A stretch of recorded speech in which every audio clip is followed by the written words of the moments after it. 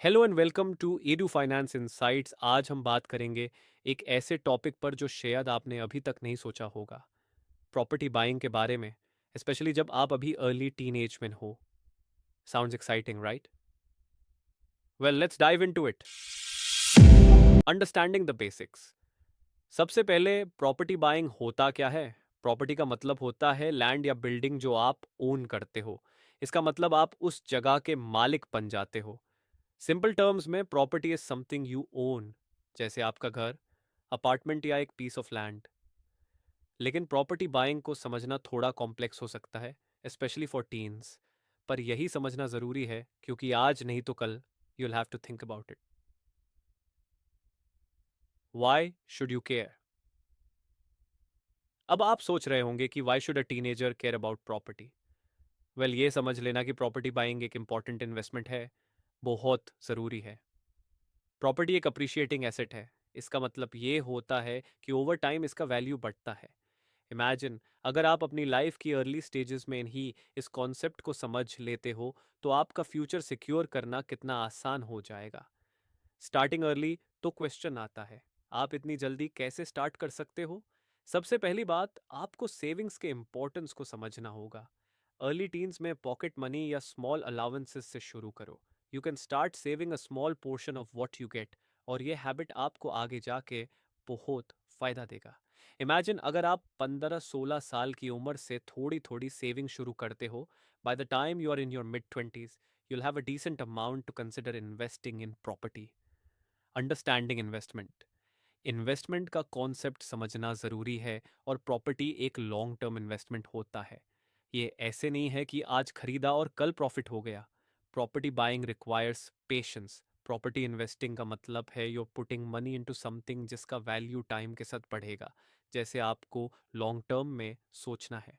Research इसकी, और सबसे ज़रूरी बात, रिसर्च। अगर आप फ्यूचर में प्रॉपर्टी बाय करने का प्लान करते हो तो अभी से ही मार्केट ट्रेंड्स, लोकेशंस और टाइप्स ऑफ प्रॉपर्टीज के बारे में रिसर्च करना शुरू करो। You can use the internet, read articles and even watch videos like this one.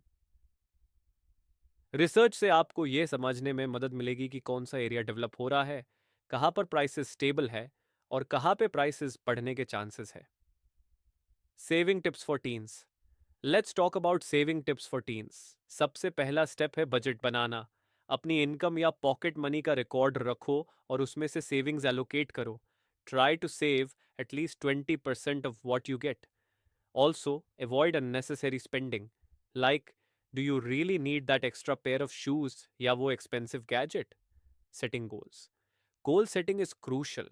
आप अपने फ्यूचर को विजुअलाइज करो और डिसाइड करो कि आप कितनी जल्दी एक प्रॉपर्टी ओन करना चाहते हो। इसके लिए आपको एक क्लियर फाइनेंशियल गोल बनाना पड़ेगा।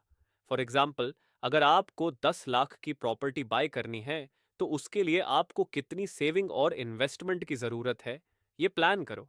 इस गोल को अचीव करने के लिए टाइम बाउंड माइलस्टोन्स सेट करो। तो दोस्तों, प्रॉपर्टी बाइंग एक लॉन्ग टर्म इन्वेस्टमेंट है, लेकिन अगर आप अभी से इसके बारे में सोचना शुरू करते हो तो आप अपना फ्यूचर सिक्योर कर सकते हो। रिमेंबर, अभी से स्मॉल स्टेप्स लेना, सेविंग करना और रिसर्च करना आपको आगे जाके बहुत फायदा देगा। अब बात करते हैं types of property. One, real property. सबसे पहला टाइप ऑफ प्रॉपर्टी है रियल प्रॉपर्टी, जिसे हम जनरली इमूवेबल प्रॉपर्टी भी कहते हैं। इसमें लैंड और बिल्डिंग्स जैसे एसेट्स शामिल होते हैं। लैंड मीन्स जमीन का टुकड़ा जो एग्रीकल्चरल या नॉन एग्रीकल्चरल पर्पसेस के लिए यूज हो सकता है। बिल्डिंग्स इंक्लूड घर, ऑफिसेज, फैक्ट्रीज, एटसेट्रा। आपको ये प्रॉपर्टी अपनी लीगल ओनरशिप में रखनी होती है, जो आपको सर्टन राइट्स देती है, लाइक सेलिंग, लीजिंग और रेंटिंग। तो पर्सनल प्रॉपर्टी दूसरा टाइप ऑफ प्रॉपर्टी है। पर्सनल प्रॉपर्टी, जो मूवेबल प्रॉपर्टी कहलाती है। ये एसेट्स होते हैं जो आप आसानी से एक जगह से दूसरी जगह ले जा सकते हैं, जैसे फर्नीचर, व्हीकल्स, ज्वेलरी और इलेक्ट्रॉनिक्स। पर्सनल प्रॉपर्टी को फर्दर दो पार्ट्स में डिवाइड किया जा सकता है, टैंजिबल और इंटैंजिबल प्रॉपर्टी। टैंजिबल का मतलब है जो फिजिकली एग्जिस्ट करती है, जैसे कार या मोबाइल। और इंटैंजिबल प्रॉपर्टी में आती हैं financial assets like stocks, bonds और इंटेलेक्चुअल प्रॉपर्टी राइट्स। तीन, टैंजिबल वर्स इंटैंजिबल प्रॉपर्टी। चलिए अब थोड़ा डिटेल में बात करते हैं टैंजिबल और इंटैंजिबल प्रॉपर्टी के बारे में। टैंजिबल प्रॉपर्टी को आप देख सकते हैं, टच कर सकते हैं, जैसे कि हमने पहले डिस्कस किया, cars, furniture, etcetera. On the other hand, intangible property को आप फिजिकली नहीं देख सकते, लेकिन उसका वैल्यू होता है, जैसे कि इंटेलेक्चुअल प्रॉपर्टी राइट्स, जो आपके क्रिएटिव वर्क्स जैसे बुक्स, म्यूजिक, पैटेंट्स, ट्रेडमार्क्स को प्रोटेक्ट करती है। फाइनेंशियल एसेट्स भी इंटैंजिबल प्रॉपर्टी के अंडर आते हैं, जिनके थ्रू आप इनकम जनरेट कर सकते हैं, जैसे शेयर्स और mutual funds. 4. Private versus public property. Next, let's talk about private और public property.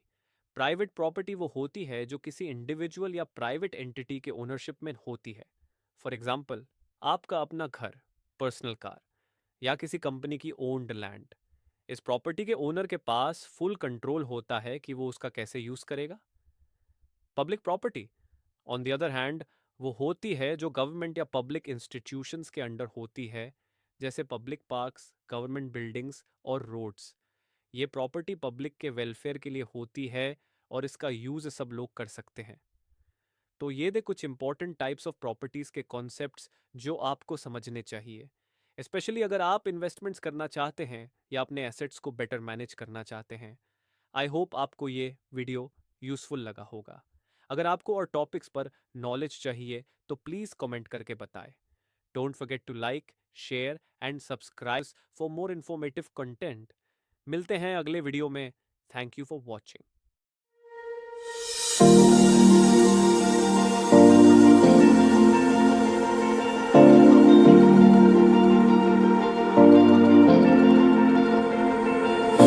You've been shattered, you've been broken down.